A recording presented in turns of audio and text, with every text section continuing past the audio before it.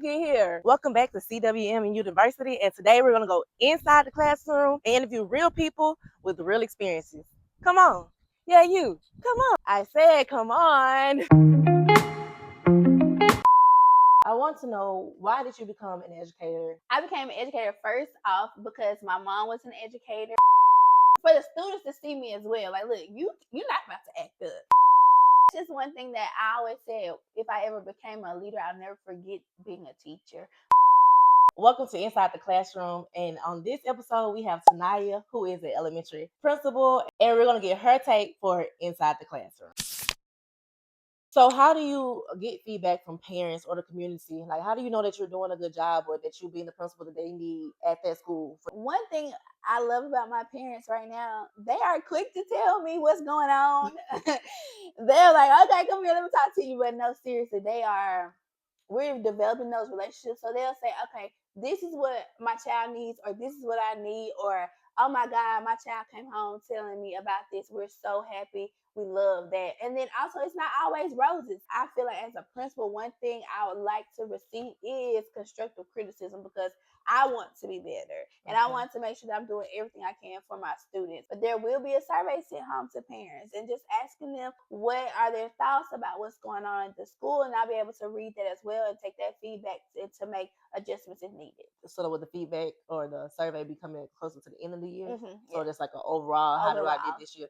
Would it be like rate this 1 through 5? Would they be able to put in their own input? Like, what type So of survey they'll be is able it? to rate it, but then also leave comments as well. Okay, so they will be able to say like, okay, I like this, I like that. Right, you're right. Okay, so then they'll give you some feedback, and this being your first year, Yeah. how can I make my second year better? Yes. It's all about learning and growing. If you are in a profession where you are no longer learning, then it's time for you to choose something else. Yeah, move So on. I feel like in this position, I will always be learning and growing and to be better than I was the day before. And that's my ultimate goal, just to be better than the day before. Okay, I like that goal.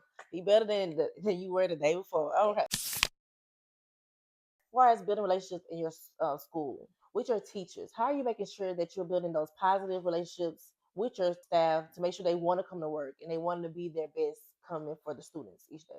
Coming into a new school, it was a new school I've never worked for, principalship position. The first thing I did, even before I got to school, I sent out a survey and I just asked teachers about, what do they expect out of a principal? What type of principal would they like? How do they like to receive feedback? And I asked them, different things about them, just so that I can learn their love language. And I wanted to learn more about them because I was coming in new into a new school. One thing that I noticed when I read over the surveys, a lot of teachers like small acts of kindness, or just like little things. So I tried to do something at least every month for the staff, just to show my appreciation.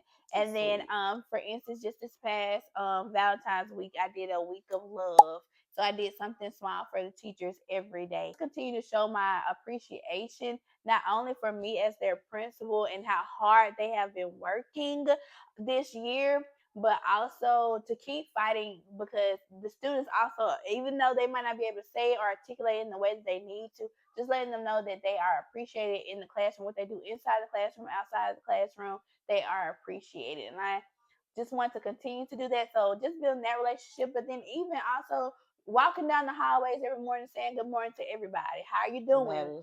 Waiting to hear what they say when you ask them how you're doing. Or someone had an event with their family. Oh, how was the event this past weekend? Just getting to know them, what they like, what they do outside of the classroom. Who are you outside of being a teacher, to help build those relationships? This is the first year, so I'm still learning and growing, but I can want to continue to always make my teachers feel appreciated. So what I'm hearing is a lot of intentionality.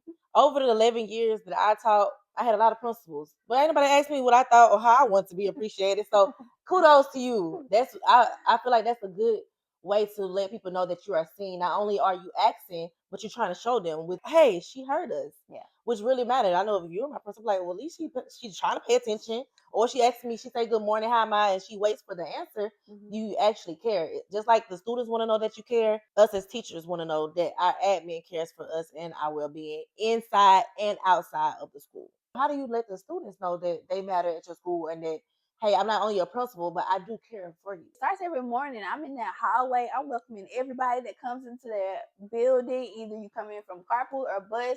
I know you by name. I'm calling your name. I'm giving you a hug. And I'm asking how your day. Or if we had something going on. All right, I can't wait to see what you do today. I know that you're gonna do well. I'm just always trying to encourage my students and just let them know, like, look, I'm your principal. These are my expectations, but also I know that you are a child and you're growing, so let me help you. So just being in the classroom, I try to be visible. I go in the classroom so I can know what they're learning, but then also when I sit in the hallway, look, I loved how you did this in the classroom. They're like, oh, she was watching me. And so they're it like, makes a difference.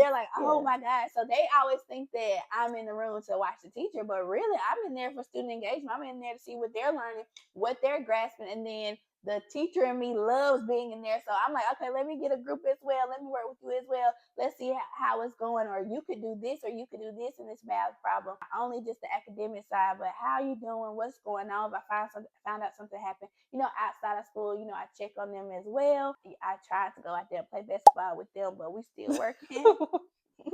With my older kids, but we're still working on that. They but, probably still be like, oh, our principal out there playing basketball with us, Yes. no matter your skill level. They probably Yes. still excited about it. So I try to go. I want to do better with this, but I try to go out to recess as well, kind of like walk around, maybe push a few kids on the swing, or just go out there and they'll tell me what's going on, or talk to me, or they'll tell me, oh, we need to have this in school. So I try to take their recommendations as well, like, oh, we want to have this, or can we have another dance, or can we do this? So they're asking me what they want as well. So I try, but I'm like, look, you do this, I got you, So I just try to support them. So visible.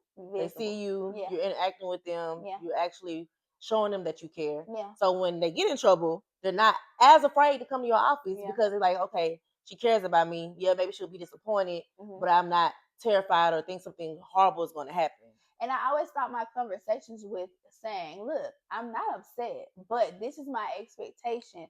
And let's talk about what you did not do as far as the expectation. So I always lay out the expectation of what it is and what they did not do to meet that expectation. We have that conversation. Restorative practices, just trying to not only correct the behavior, but help that child grow with you. So you're focused on the behavior and not the child. This is the behavior I don't like. Yes. This is what we're gonna do to fix it. Yes. I've talked about it several times. I always focus on the behavior and not the child. Right. Don't want to have the child thinking that something's wrong with them. We just Right. want them to fix the behavior moving forward. Right.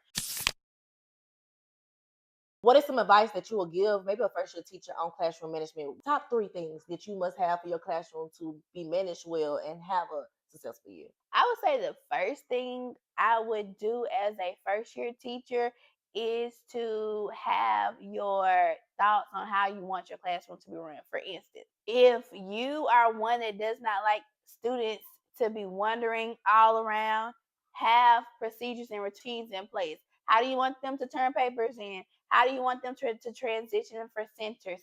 How do you want them to sharpen pencils? How do you want them to throw things in the trash? How do you want them to line up? How do you want them to walk in the line going to any type of activity or the cafeteria? How do you want them to come in from recess? How do you want them to put their trays up from the cafeteria? Those are the type of things that you need to start thinking about before you even enter into the classroom. You should write it out. How do you want that? And I always found that it was easy to create maybe like a PowerPoint or a presentation, and on the first day of school, list out your expectations, have them to practice those routines and procedures. Literally, shout to answer your phone that from the office that may call you. Practice that. Who would answer the phone? What will they say on the phone? This is such room. How can I help you? Or have those procedures in place. Literally, it's so important. And you might think that, oh my gosh, that is so tedious, but I'm telling you, you don't want everybody coming up, getting tissue, getting markers, getting moving around your classroom. All of those distractions distract you from the main thing. And we ought to always keep the main thing, and that is learning and growing. That's the main thing. So I always have your routines and procedures in place from day one. Write it out, dream it out, visioning it out. I don't even know if that's true, a real word to say, but then practice it on that first day of school.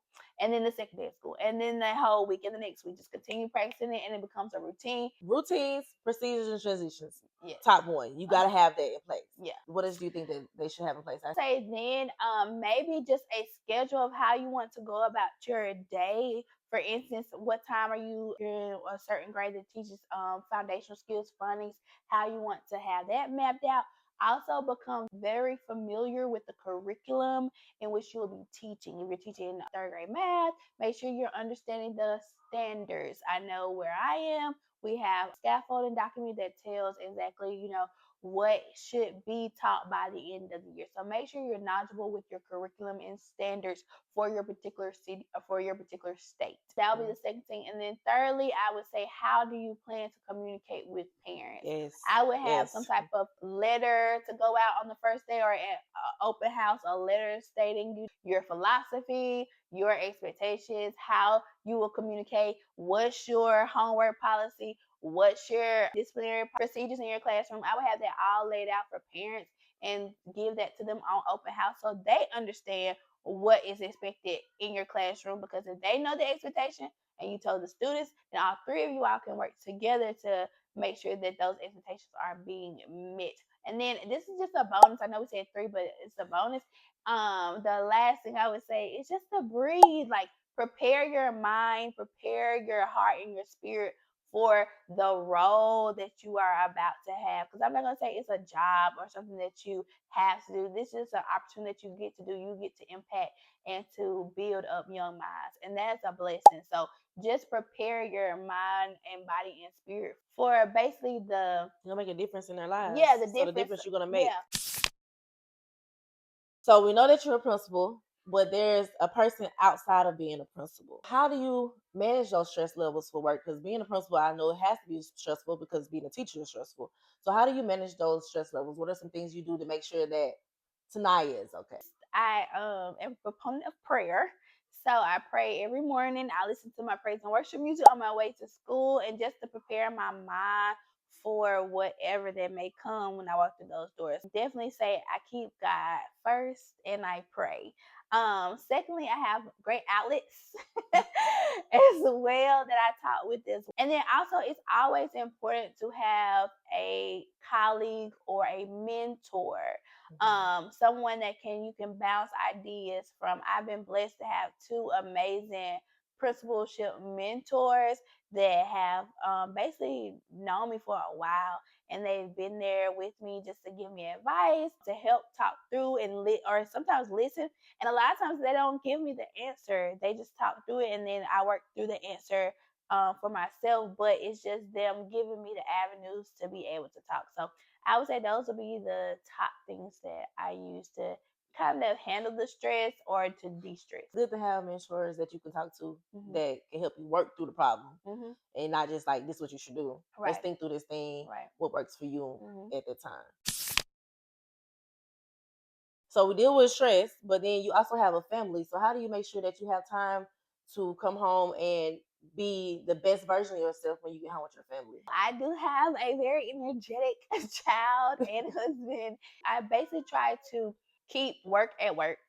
And when I walk through these doors at home, then now I'm no longer principal. I'm mommy, I'm wife. So I try to keep those boundaries there. Now, I'm going to be honest, on Sundays, I do designate some time, a couple hours, just to prepare myself for the week. But that's an understanding that I've had with my husband and my child. Like, these are the time that I need to, prepare for the week.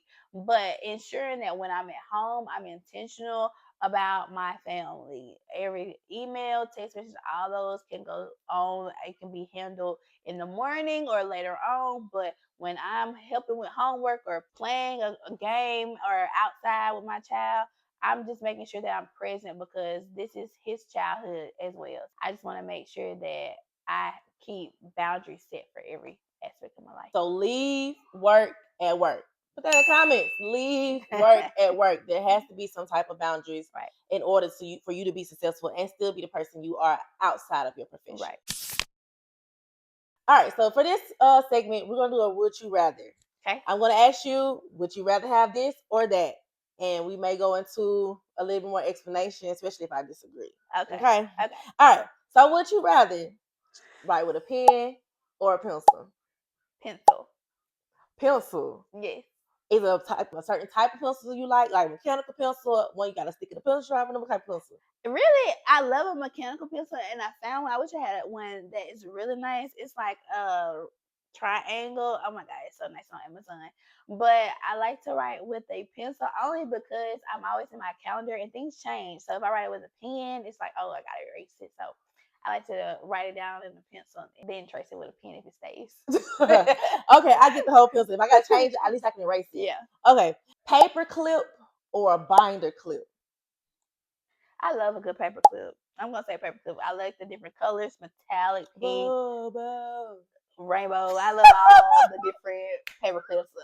Okay, I give you the colors. I give you the colors. I love They the colors. give you a variety. Yeah. But I'm just always like, let me just put a binder on it. It's It's just gonna too stay bulky. together. It's just too bulky. Okay, if you have a small amount of papers, then paper clip. But you gonna try to paper clip anything you can. I got the granddaddy paper clip. I'm gonna get the the big big one. If I got something big, I'm gonna do it. If I had to use a binder clip, it's literally because it's gonna be one thing being binder clip. But if I'm having multiple things and I got different binder clips all together, it's just too bulky. I need something sleek and slim. Okay. Would you rather have first thing in the morning and you walking into the school? Would you rather have water or coffee? Coffee. Black coffee, or you put something in your coffee? I love a good sweet coffee. So a little latte, a little macchiato, a little frap, anything that's gonna give it some cream and sugar and sweetness. And I know it's not right, but give it to me. Let us know in the comments. Do you start your day with water or coffee? And do you need the coffee because you need the caffeine, or you just like the way it tastes? Yeah. Let us know in the comments. All right, our last one. Would you rather make copies or have after school duty? How many copies we talking about? No, we ain't putting no number on it. You either making copies or you got to go to after school duty. Well, since in my profession I have to be there anyways, until the last person's gone, so I'm gonna say afternoon duty. Afternoon duty over making copies. Yep. Would you rather make copies or do afternoon school duty? Let us know which one would you rather do. I'm going with making copies. Y'all can have that after school duty. I'm gonna be inside in the air conditioner. I don't care if it's 150,000 copies. I'm gonna be at the copy machine. Let us know in the comments. Thank you so much for joining us today. It has been a pleasure to work with you those couple years that we worked together, and then see your growth from a teacher to an interventionist to a principal. I have been in awe, and I'm just excited where this is going to take you, and the more you move forward to being, or the longer you are a principal, or wherever God has in store for you. I am excited about that. Okay, so thank you so much for being our first guest on Inside the Classroom. Do you have any other comments that you would like to share with us before we end the episode? Yes. Thank you again for the opportunity to come and talk on your channel. You all like, follow, subscribe, comment, because she is the real deal. I'm telling you, she's an amazing teacher. She's an amazing educator. She's an amazing all-around person. She is the one that you should follow. Okay, so do that today, right now, like wherever it is. Click it, follow. Other than that, look, to those my future teachers, to my new teachers, to my veteran teachers, we got this. We're in the mud. We're the boots on the ground, and we got it, okay? Just keep on rolling and keep on ticking and going, because your students will thank you. They might not thank you today. They might not thank you tomorrow, but eventually they'll be saying, I remember that teacher. She really made an impact on my life, and I am who I am because of her. So, very true. And thank you so much for watching. Make sure that you share this with someone that it can help. Leave a comment below. And you already know. Until next time, peace out.